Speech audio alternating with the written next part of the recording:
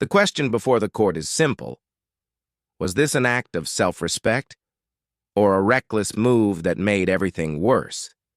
Because when one tenant finally said enough, the consequences didn't just affect her. They affected everyone in the building. Jurors, today's case is a housing dispute rooted in quiet pressure, unspoken rules, and a decision that couldn't be undone.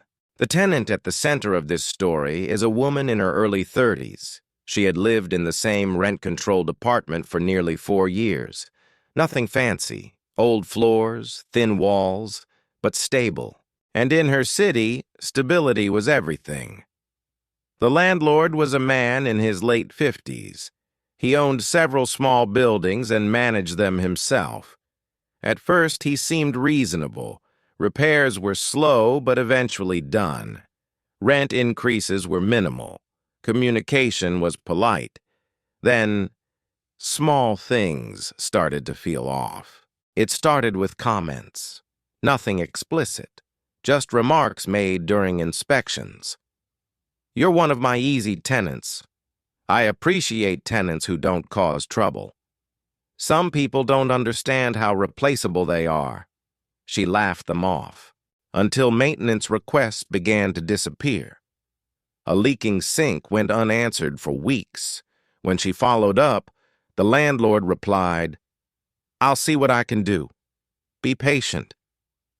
But then she noticed something strange.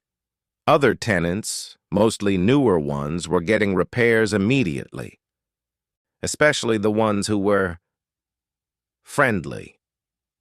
Over time, a pattern emerged. Tenants who challenged him, their leases weren't renewed. Tenants who stayed agreeable, they stayed. The building learned the rules without ever seeing them written down. The turning point came during a heat wave. Her air conditioning unit stopped working. The apartment became unbearable. She emailed. She called. No response. 3 days later, she ran into the landlord outside. She asked, calmly, about the repair. He sighed and said something that stuck. "You know, I prioritize tenants who work with me." There it was. Not a threat, not a promise, just an implication hanging in the air. She went back inside, closed the door, and realized something unsettling. Her housing wasn't protected by the lease alone. It was protected by her silence. When she later posted the situation online, the first wave of reactions split fast. One commenter wrote, "That's classic landlord intimidation. You're not imagining it." Another said, "Be careful. You might be right, but retaliation is real." A third added, "This is why people don't speak up. The system punishes honesty." But not everyone agreed. One response stood out. "You're making assumptions. Unless he said it directly, you're risking everything." The comments planted doubt, but they also validated something she'd been feeling for months. She decided to act. Quietly, she documented everything. Emails, ignored maintenance requests, dates of conversations. Then she contacted the city's housing authority. She filed a formal complaint. No drama, no confrontation, just paperwork. 2 weeks later, inspectors showed up. They cited multiple violations, including her unit, including common areas. The landlord was fined. And 3 days after that, an envelope appeared on her door. A notice of lease termination. Legal, within his rights. Perfectly timed. When she updated her post, the tone changed. One commenter said, "This is exactly why people stay quiet. You didn't win anything." Another pushed back. "Retaliation is illegal in many places. Fight it." A neutral voice chimed in. "Both things can be true. He was wrong, and this still hurt her." And a contrarian take gained traction. You poked the bear knowing the risks. That doesn't make you wrong, but it does make the outcome predictable. The court of public opinion was divided, just like the building. Here's where the ethics get complicated. Was she justified in reporting unsafe housing conditions? Or did she knowingly endanger her own stability? Is a system wrong if it works for those who comply? And should silence ever be the price of housing? Some jurors argue survival comes first. Others say complicity only strengthens abuse. So where does responsibility actually lie? What if she had acted sooner? Before the landlord felt challenged? What if multiple tenants had reported together? Would safety in numbers have changed the outcome? Or would retaliation have simply expanded? And what if she had said nothing at all? Would she still be there, quietly uncomfortable but housed? Or would the pressure have escalated anyway? There's no clean alternate ending here, only different kinds of loss. What she didn't expect was how quickly the building changed once the complaint became public. Word spread fast, not officially, not in writing, but tenants talked in laundry rooms, in hallways, in low voices by the mailboxes. Some avoided her entirely. Others started asking questions. One neighbor quietly admitted that their heater hadn't worked properly in years. Another said their rent had jumped without explanation. A third confessed they'd been warned just once to be cooperative. The silence had never been empty. It had been shared. Then something unexpected happened.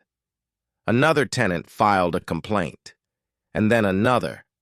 Not all at once, but close enough to notice. The landlord stopped answering emails entirely. Maintenance vans appeared, then disappeared. Repairs were rushed, uneven, incomplete. The building felt tense, like everyone was waiting for something to snap. She wondered if she'd opened a door that couldn't be closed, because now it wasn't just her lease at risk, it was everyone's. And that weight sat heavy, at night, in the quiet. She asked herself a question she hadn't considered before. What if being right isn't the same as being responsible? As more details came out, Reddit responded again. One comment read, "You didn't just stand up for yourself, you exposed a pattern." Another was harsher.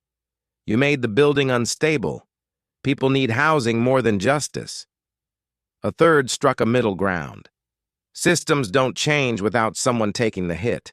Unfortunately, it's usually one person." And one reply kept resurfacing. "The landlord didn't lose his home. She did." That one stayed with her. Then came the call. From the landlord. Not angry, not calm. Measured. He asked if she was open to talking. No apology. No threat. Just a conversation request.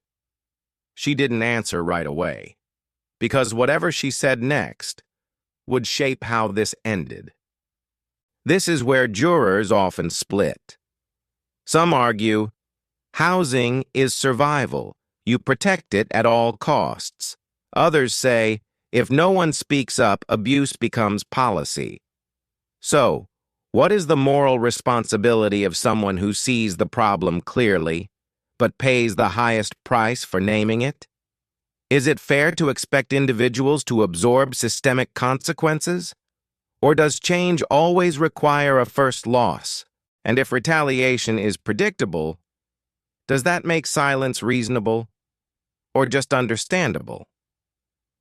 When she finally made her decision, the outcome wasn't dramatic, but it was final. And it reshaped more than just her lease. The eviction process took months. She fought it. The city reviewed her complaint. Retaliation protections applied, but proving intent was difficult. She eventually negotiated a cash-for-keys agreement, enough to relocate. not enough to replace what she lost. The landlord fixed the building. Sort of. New tenants moved in, higher rent, different rules. As for her, she found another apartment, smaller, more expensive, but quieter, and for the first time in a long while, she felt like she could speak. So, was reporting the landlord the right call? Or did principal cost too much? Should tenants protect themselves first, or push back, even when the system pushes harder? The court is adjourned. Your verdict belongs in the comments. If you enjoyed this video and want to see more like it, consider hitting like and subscribe. It's always greatly appreciated.